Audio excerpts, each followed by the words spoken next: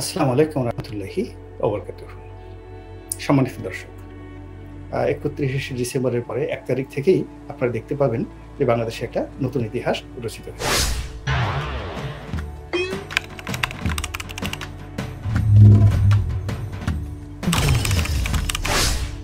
আশা করি আপনারা সবাই ভালো আছেন, যে যার অবস্থানে।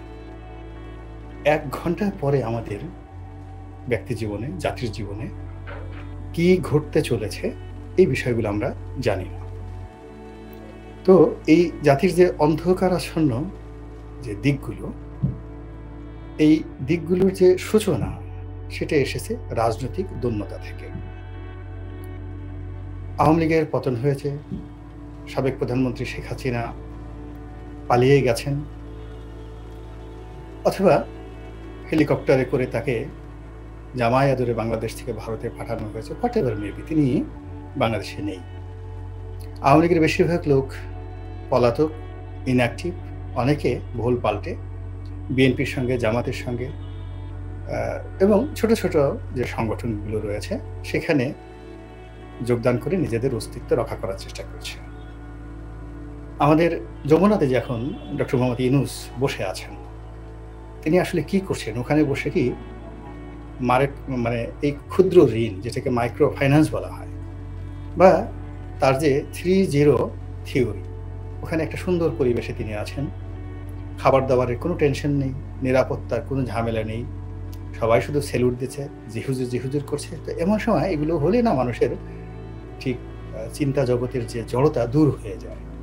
ফলে তিনি যদি ওখানে বসে তার যে 3-0-0-0-0 যে থিওরি তিনি পৃথিবীতে বলে বেড়াচ্ছেন, এবং পশ্চিমারা হুমড়ি খেয়ে তার এই 3-0 থিওরি শুনছেন। তার সঙ্গে সঙ্গে তার আগে তিনি আরেকটি বিষয় খুব বলাবলি করতেন, সেটা হলো সোশ্যাল বিজনেস। তো এখন এগুলো নিয়ে তিনি কি ওখানে স্যার আইজাক নিউটনের মতো নতুন কোনো গবেষণা করে আরেকটি নোবেল পুরস্কার পাওয়ার জন্য সবকিছু প্রস্তুত করছেন, নাকি শেখ হাসিনা, আওয়ামী লীগের যে অপশাসন, তার বিরুদ্ধে যে বিশাল বিপ্লব হলো, গণ আন্দোলন হলো, এবং এই আন্দোলনের ফলে জনগণের ম্যান্ডেট নিয়ে, ভালোবাসা নিয়ে, সমর্থন নিয়ে তিনি যে ওই পবিত্র জায়গাতে, রাষ্ট্র ক্ষমতার পবিত্র জায়গাতে তিনি গিয়ে বসলেন, ওখানে বসে তিনি আমাদের টাকায় 1 কাপ চা খাচ্ছেন বা 2টো ডাল ভাত খাচ্ছেন, বা আমাদের টাকায় গাড়িতে চড়তে গিয়ে তিনি কি সারাক্ষণ আমাদের কথা ভাবছেন, নাকি জোবরা গ্রামের কথা ভাবছেন, নাকি গ্রামীণ ফোনের কথা ভাবছেন, নাকি ক্লিন্টন পরিবারের কথা ভাবছেন, এটা আমরা জানি না। আর এই আন্দোলন যারা করেছেন বুক পেতে, রক্ত দিয়ে, বুলেটের সামনে যারা বীরত্ব দেখিয়েছেন, তাদের একটা বিরাট অংশ এখন হতাশার সাগরে নিমজ্জিত। আমরা যারা নিজেদেরকে বুদ্ধিজীবী মনে করি, আমাদের একটা বিরাট অংশ ইতিমধ্যেই নির্জীব পরজীবী হিসেবে নিজেদেরকে প্রমাণ করে ফেলেছি। এই গত 4 মাসে 4 কোটি রকম মতবাদ দিয়ে, মতাদর্শ দিয়ে এই আন্দোলনের যারা নায়ক, যারা নায়িকা আছেন, তাদেরকে আমরা বিভ্রান্ত করে ফেলেছি, তাদেরকে আমরা অস্থির করে ফেলেছি। এবং সেই অস্থিরতার প্রেক্ষিতে এখন এই রাষ্ট্রটি সংবিধানের অধীন চলবে, নাকি একটি বিপ্লবী সরকারের অধীনে চলবে? সংবিধান ছুঁড়ে ফেলে দেওয়া হবে, নাকি নতুন করে আবার লেখা হবে? রাষ্ট্রপতিকে বাদ দিয়ে নতুন একটা বিপ্লবী সরকার হবে, নাকি এখন যে পদ্ধতি চলছে সে পদ্ধতি চলবে? সংস্কার কি হবে কি হবে না, কতদিন চলবে কি চলবে না, এই বিষয়গুলো নিয়ে হর রোজ বিতর্ক হচ্ছে।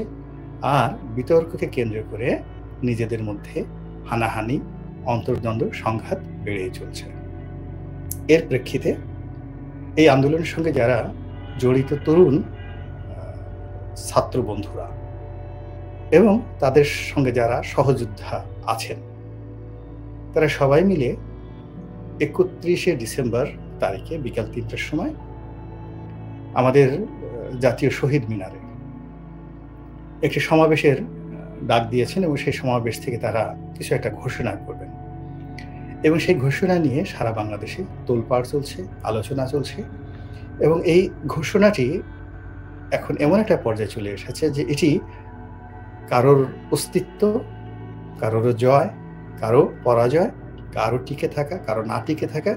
অর্থাৎ ৩১ তারিখের পর জানুয়ারি মাসের ১ তারিখ থেকে এই আন্দোলন নিয়ে, বিপ্লব নিয়ে একটা নতুন অধ্যায় সূচিত হতে যাচ্ছে।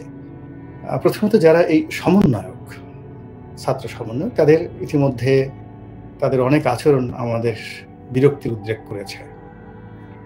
তাদের কিছু ভুল ভ্রান্তি আমাদের ক্রোধের সঞ্চার করেছে এবং তাদের কিছু সিদ্ধান্ত এবং কর্মকাণ্ডের কারণে সরকারও বিপদে পড়েছে, রাজনৈতিক দলগুলো বিপদে পড়েছে এবং জনগণও বিপদে পড়েছে। এটা সত্য। কিন্তু তার সঙ্গে সঙ্গে এটাও সত্য যে আমরা যারা গত ১৫টি বছর ক্রমাগতভাবে ভীতু হতে হতে হতে হতে জীবনের আশা ছেড়ে দিয়েছিলাম এবং আমরা বলতে গেলে মনেই করেছিলাম যে শেখ হাসিনা যতদিন জীবিত থাকবেন ততদিন তিনি ক্ষমতায় থাকবেন। আওয়ামী লীগের বিরুদ্ধে যদি আওয়ামী লীগ দয়া করে কোনো দিন ক্ষমতা না ছাড়ে তাহলে অন্য কোনো রাজনৈতিক দলের ক্ষমতা আসা সম্ভব নয়।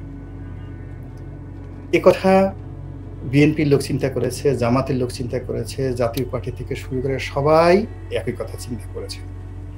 যাদের একটু বুদ্ধি আছে, ডক্টর কামাল থেকে শুরু করে সলিমুল্লাহ খান বলেন, আমরা যত লোক এখন বড় বড় কথা বলছি, আমাদের কারোরই সাহস ছিল না, শেখ হাসিনা তো দূরের কথা, ছাত্রলীগের সভাপতি সাদ্দামের সামনে দাঁড়িয়ে একটা ট্রু শব্দ করার। এটা হলো বাস্তবতা আগস্ট মাসের ১ তারিখ পর্যন্ত। এখন সেই আমরা নতুন গণতন্ত্র, নতুন স্বাধীনতা পেয়ে যে যার মতো বলে যাচ্ছি, গালাগাল দিচ্ছি, তারপর স্বাধীনতার চর্চা করছি, আবার এই আমলের চেয়ে সেই আমল ভালো ছিল সেই কথাগুলো বলছি। এই এটা বিচ্ছিরি অবস্থার মধ্যে পড়েছে। আমি ব্যক্তিগতভাবে যারা এই বিপ্লবে, আমি তাদের প্রতি আজীবন কৃতজ্ঞ থাকব। তারা যত কিছুই করুক না কেন, বাংলাদেশের ৭১ মুক্তিযুদ্ধের মহান বীরেরা, মুক্তিযোদ্ধা দ্বারা যেভাবে জাতির কাছে সম্মানিত, তদ্রূপ জুলাই আগস্টের বিপ্লবের যারা যোদ্ধা, তাদের সম্মান কেউ দেখবা না দেখ আমার কাছে অনেক অনেক বড়। অনেক ভুল তাদের আমাদের হয়েছে। আমরা আসলে কেউ ৬ তারিখে এগিয়ে যায়নি, আমি অন্তত যাইনি। যেমন আমি সেই গত ১৫ বছর যাবতীয় আওয়ামী লীগ সরকারের বিরুদ্ধে বলে আসছি। আমি ইচ্ছে করলে ৬ তারিখে, ৭ তারিখে আমি তাদের সাথে বসতে পারতাম, কথা বলতে পারতাম, আমি ডক্টর মোহাম্মদ ইউনূসের সাথে বৈঠক করতে পারতাম, যেতে পারতাম, কিন্তু আমি সেটা করিনি। আমি চেয়েছি আমাকে কেউ ডাকুক। তো এটা আমার আসলে দুর্বলতা। আমি আমাকে উদাহরণ দিয়ে বললাম যে আমার মতো এরকম হাজার হাজার লোক, শাসন পরিচালনা থেকে শুরু করে রাজনীতি, অর্থনীতি, প্রত্যেকটা ব্যাপারে তাদের অভিজ্ঞতা ছিল। তারা যদি স্বপ্রণোদিত হয়ে এই বিপ্লবের যারা কর্মী তাদের কাছে এগিয়ে যেতেন, সঙ্গত কারণে আজকে এই যে দুর্বলতা কিছুটা হলেও কম হতো। যেমন ধরুন বঙ্গভবনে যারা গেছেন, ক্যান্টনমেন্টে যারা গেছেন, তো সেখানে তো আমিও যেতে পারতাম, আমার মতো আরো অনেকে যেতে পারতেন, স্বপ্রণোদিত হয়ে যেতে পারতেন, কথা বলতে পারতেন, সরকার গঠনে ভূমিকা রাখতে পারতেন। তো সেই জিনিসগুলো যে সব জায়গাতে আমাকে উপদেষ্টা হতে হবে বা আমাকে সরকারের সঙ্গে থাকতে হবে, নট লাইক দ্যাট। দেশের প্রয়োজনে আমরা দায়িত্ব পালন করতে পারতাম। কিন্তু আমরা বেশ জুলাই, আগস্ট, সেপ্টেম্বর, অক্টোবর এই ২ মাস আসলে আমরা শুধুমাত্র তামসা দেখেছি। এরপর যখন তারা একটার পর একটা ভুল করেছে, তাদের অভিজ্ঞতার ছিল না, অন্যান্য কারণে ভুল করার পরে সব কিছুর মধ্যে একটা জগাখিচুড়ি হয়ে গেছে।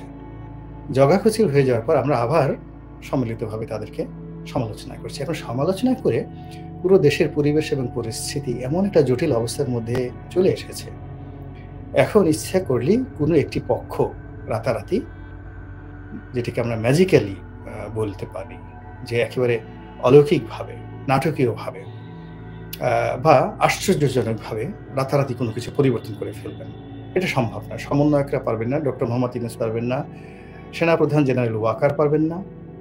এটা যেভাবে সত্য, একই সঙ্গে আমরা এখন দেশি এবং বিদেশি বহুমুখী চক্রান্তের মধ্যে পড়ে গেছি।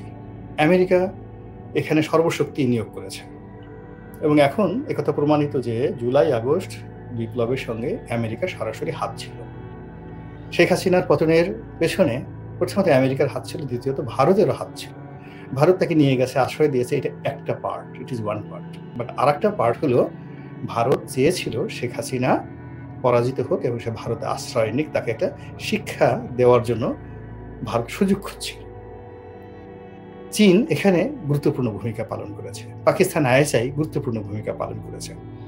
রাজনৈতিক দলগুলো, নেতাকর্মীরা যে যার অবস্থান থেকে গুরুত্বপূর্ণ ভূমিকা পালন করেছে।